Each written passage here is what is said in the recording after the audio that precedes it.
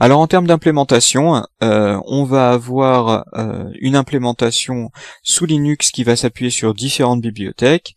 Donc on va s'appuyer sur la notion de la bibliothèque libcontainer qui va exploiter et combiner les capacités de virtualisation du noyau Linux, tout ce qui va être namespace, cgroups, capabilities, pour pouvoir créer cet environnement virtualisé et isolé de nos applications. Et donc libcontainer, ça va être le format maintenant par défaut des conteneurs.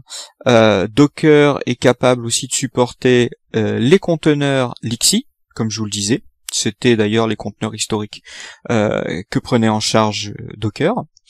Et on va avoir des extensions possibles pour le futur grâce à libcontainer, car c'est une bibliothèque qui est développée directement par Docker, notamment pour pouvoir implémenter BSDGL, Solaris Zone, etc.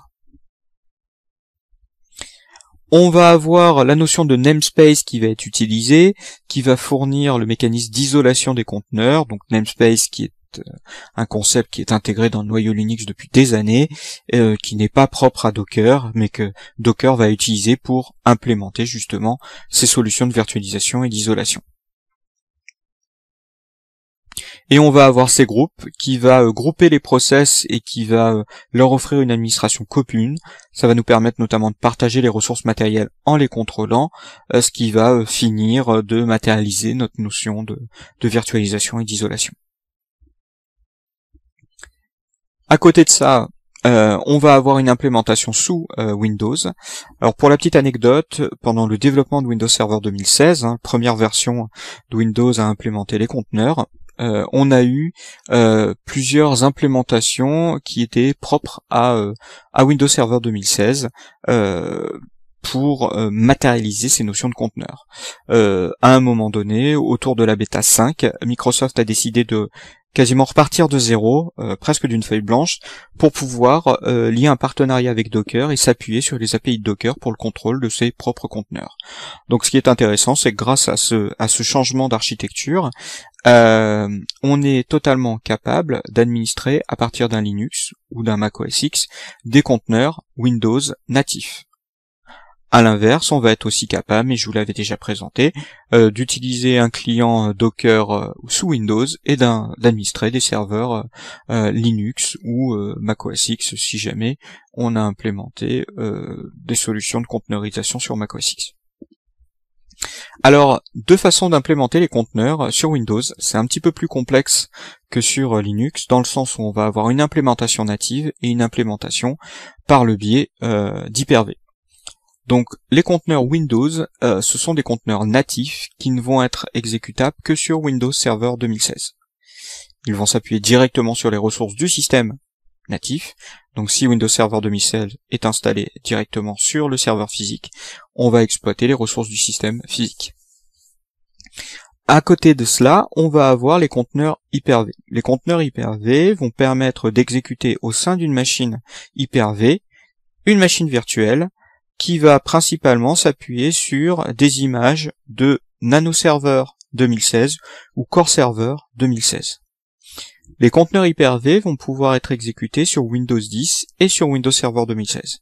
L'idée derrière en fait ce mécanisme, c'est que lorsque je vais développer des conteneurs sur ma station de travail, mon Windows 10 par exemple, je vais l'exécuter concrètement, mon conteneur, dans une machine virtuelle qui va elle-même exécuter un Windows Server 2016. Ce qui fait que je vais pouvoir quelque part tester l'implémentation comme si elle était en production dans ma machine virtuelle sur mon Windows 10 en simulant les ressources d'un Windows Server 2016. Donc ensuite, une fois que je serai satisfait quelque part de mon conteneur, je vais pouvoir ensuite le reconstruire nativement sur mon Windows Server 2016 et je devrais avoir un comportement qui est strictement identique pour éviter notamment de m'appuyer sur des bibliothèques qui sont présentes que sur Windows 10 et pas sur Windows Server 2016. Voilà par exemple.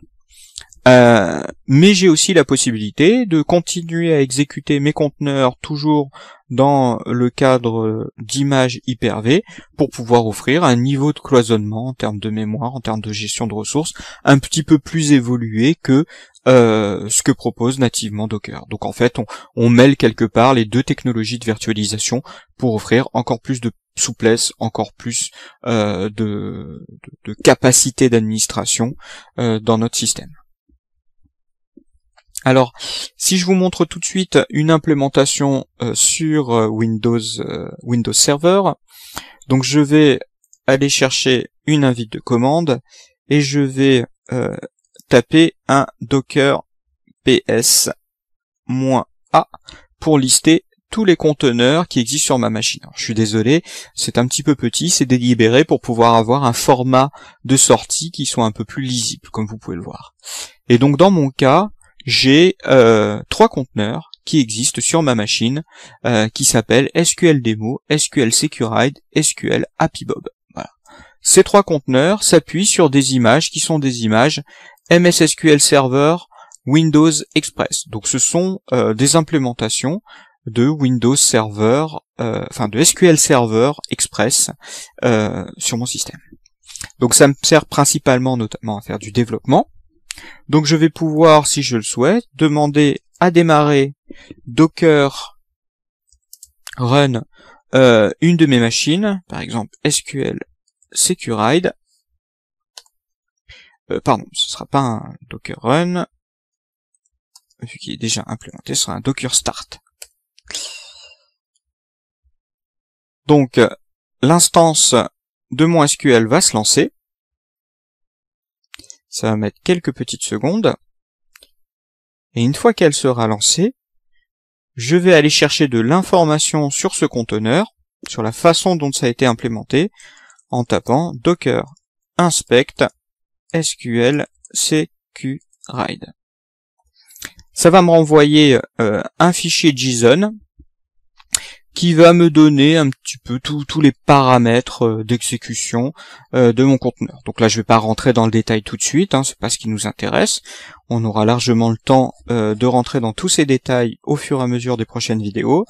Moi, je vais juste récupérer une adresse IP, qui est l'adresse 172.25.118.74, qui est l'adresse IP virtualisée quelque part, que m'a fourni ma machine, mon conteneur virtuel pour pouvoir instancier mon SQL Server. Donc là, je vais prendre un client SQL Server, je vais coller cette IP, je vais ensuite taper le mot de passe que j'avais utilisé lors de l'initialisation de ce conteneur, je me connecte, et j'ai donc maintenant accès à mon instance SQL Server qui est conteneurisée.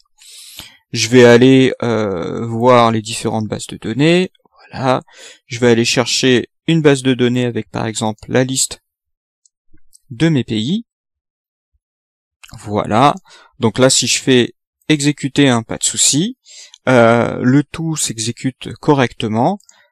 Pour preuve, si jamais maintenant je fais un docker stop SQL Securide, l'instance est arrêtée, comme vous pouvez le voir beaucoup plus rapidement qu'elle n'a été démarrée. Si je réexécute mon code, évidemment, la requête n'aboutit pas parce que mon instance de SQL Server est arrêtée. Voilà, donc je vais laisser la requête arriver jusqu'au timeout pour continuer.